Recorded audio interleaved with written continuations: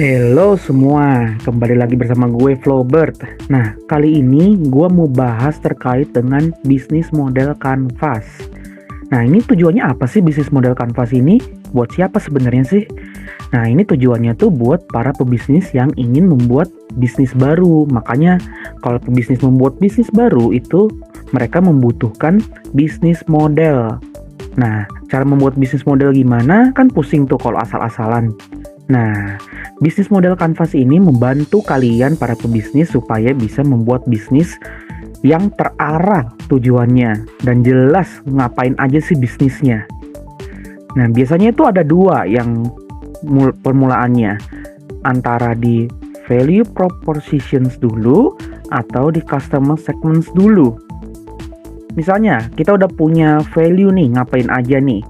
Berarti ya value propositions dulu. Misalnya contoh bisnis cafe saya. Value-nya itu apa sih? Biji kopi pilihan, misalnya ada ruangan meeting, ada ruangan gathering. Terus ini nggak lama lagi juga kami mau launching karaoke, bahkan juga ada bir khusus. Nah, itu contohnya ya. Nah, berarti otomatis value proposition yang jadi yang pertama di sini. Nah, terus kemudian habis itu target pasarnya siapa? Nah, baru kita yang kedua customer segments. Target pasar kafeku itu apa aja sih? Apakah semua orang? Nggak bisa.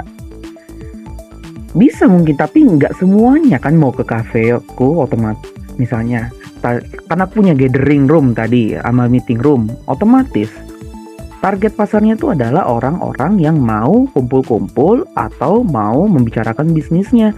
Bisa juga meeting 2 orang aja.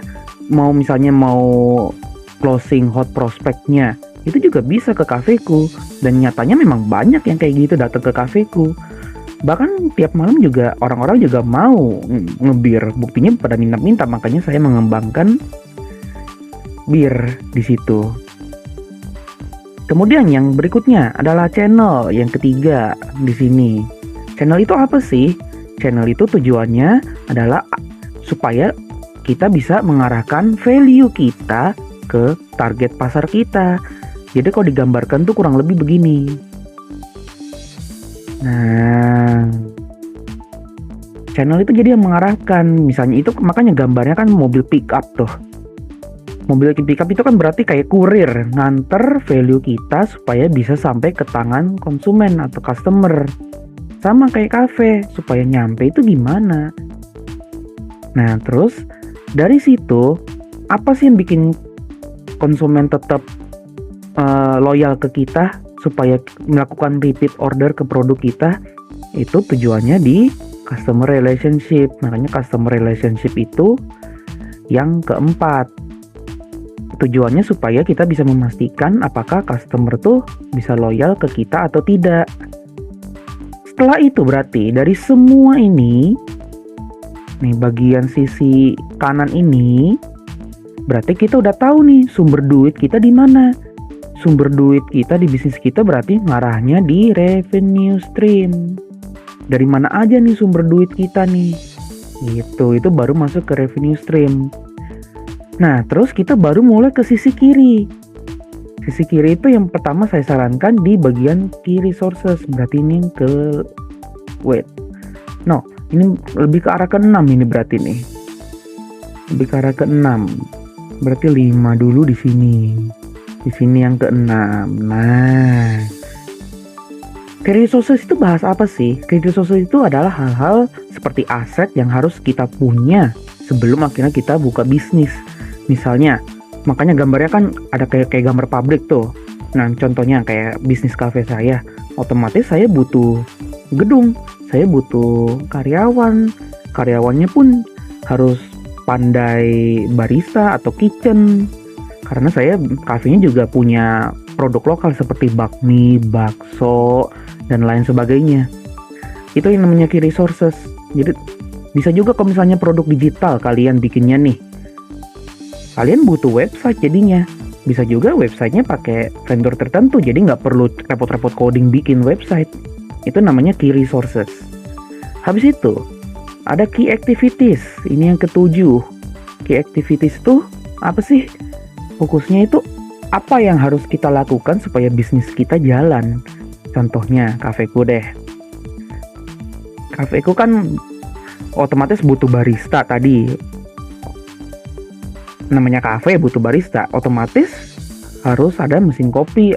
Aktivitasnya harus bisa masak, aktivitasnya harus bisa bikin ngeracik kopi atau ngeracik minuman. Kalau nggak ada itu ya nggak jalan. Atau misalnya seperti sekarang saya bikin konten, otomatis key activitiesnya ya harus melakukan syuting seperti yang sekarang aku lakukan nih. Itu namanya key activities. Nah, ini bagian yang bisa meningkatkan bisnis kalian to the next level ini, key partnership. Jadi kalian itu harus kerja sama siapa aja. Misalnya kayak kafeku, bisa aja kerjasama sama content creator, kayak KOL, key opinion leader, supaya kafe saya lebih dikenal lebih banyak orang lagi. Nah, bisa juga sama supplier. Nah, supplier juga harus kami gandeng supaya harganya bisa murah dan bisa terus memesan terus. Itu namanya key partnership. Supaya tujuannya bisnis kita tuh naik terus, nggak mandek di situ aja. Nah, habis itu setelah bagian kiri ini kita bahas semua, kita berarti udah tahu nih biaya yang mungkin kita butuhin untuk bisnis kita berapa aja.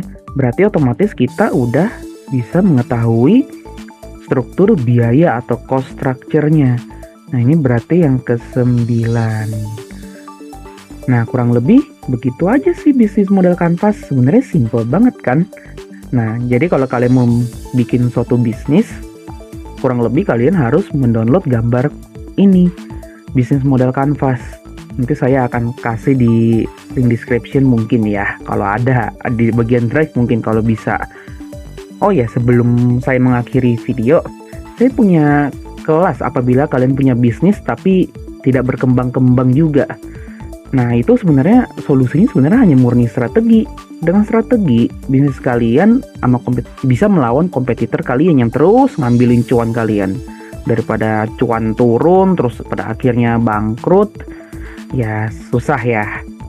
Oke, itu saja dari gue. Thank you semua.